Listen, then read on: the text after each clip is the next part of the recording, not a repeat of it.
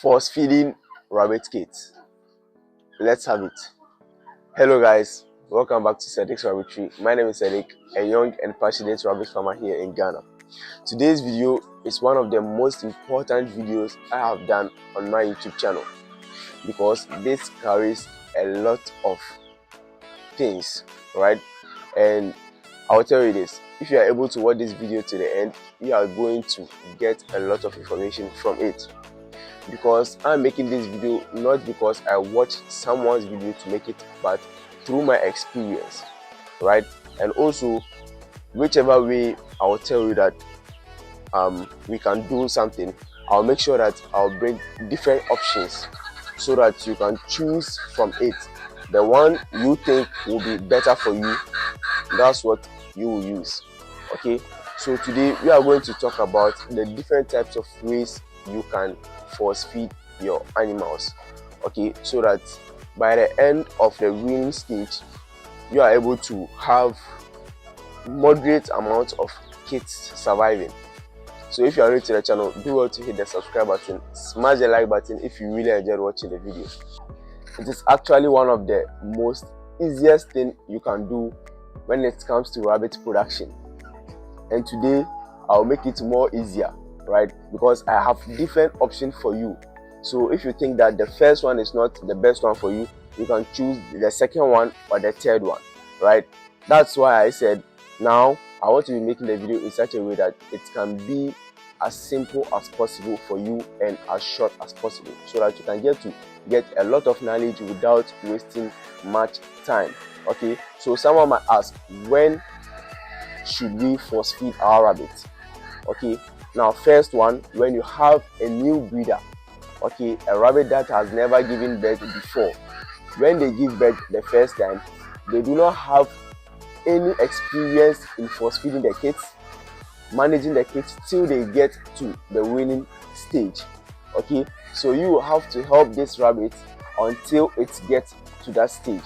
And I said in my previous video that this type of rabbits are called show me the way, right? They might be good mom, but because they do not have the experience in taking care of the kids, you might think that the rabbit is not good enough for production. Okay, but what they need is just that you will show them how to do it. That's all, right? And some of the rabbits too, when you show it to them, like when you teach them the first time, it's pretty easy for them to replicate that in their next breeding. So you have to just help some of these rabbits in order for them to learn how to take care of these kids. The second time you need to force feed your rabbit is that when they start dying after 3 days. Okay, now scientifically, rabbit kids can survive up to 72 hours without breast milk, right? So on the third day you experience that the rabbits are malnourished and they are dying. That's a close-up call that you need to start force feeding them, or else you are going to lose them all. The third situation in which will tell you that you have to start force feeding your rabbit is when she gives birth to more than 8 kids. Now you know that the female rabbits have 8 breast milk. So if they give birth to more than 8, then giving the chance for the younger ones to breast milk is very, very difficult. Okay, so you have to be helping the smaller ones that are in them, right? So most of the time when they give birth, you notice that about 2 or 3 of them will be smaller than the others, right? So these are the ones you need to be taking care of. Now the first way you can force feed your kids is by placing them in their nesting box, right? But not leaving them inside.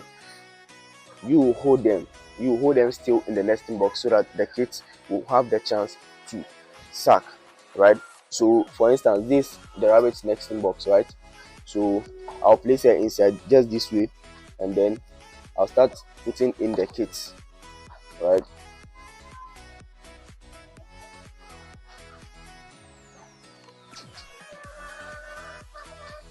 Now as you can see, now they are just sucking the breast milk, okay, because I've made it easier for them.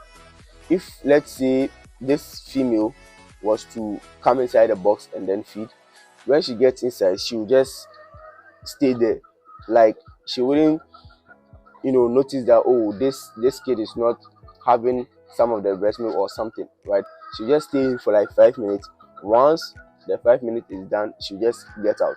But if you, the farmer, are doing this yourself, you will see that, okay, this kid is not sucking, so you will just push it back and then it can get some of the breast milk. That's why it is important for you to force feed sometimes.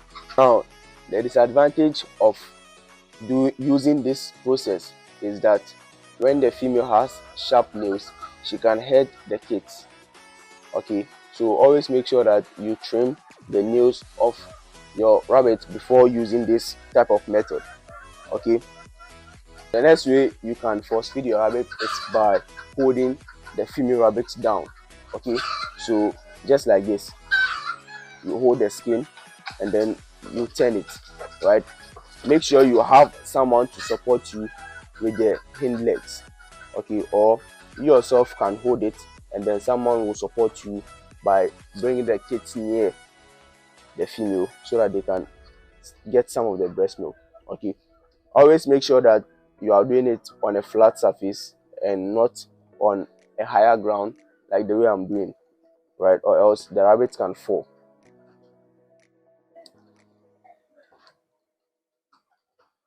Now these kids are pretty much satisfied, but I just want to use them as reference, so let's just do it. So this way too can be very, very effective, and all of the kids will have the chance to get some of the breast milk. Now with this kind of process, you can divide the kids into two, right? So if let's say she gave birth to 8 kids, you will divide them into two, right? So the first batch will get their own, and then you will take the second ones too. Okay, or even if they give birth to 6, you can divide them into two. So the first one will be 3 and the second one will be 3, so that they can get enough breast milk for the day. Now if that kind of person who is always busy, not able to force feed twice daily, then always make sure that the kids will not have less than 5 minutes of breastfeeding. Okay, and always make sure that all of them, their tummy is full before taking them back to the cage. The third way you can force feed your rabbit, which is one of the easiest, is that you get a box that is smaller, right? Just like this. Now in this case, you don't have to stress yourself holding the rabbit or doing something. Just make sure that the nails of the female rabbit is trimmed very well. Okay, so once you place the female inside, you can then put the kit inside and then have something to cover it up.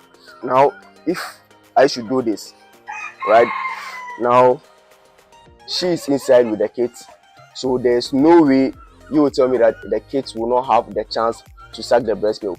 Okay, because she will not have the chance to be running around trying to dodge the kids or something.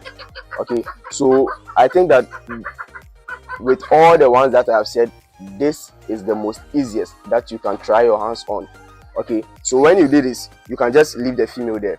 Okay, and then you just feed your rabbits. Okay, so once you are done, you will then come take them out. If you have another female you put inside, then you just try it again.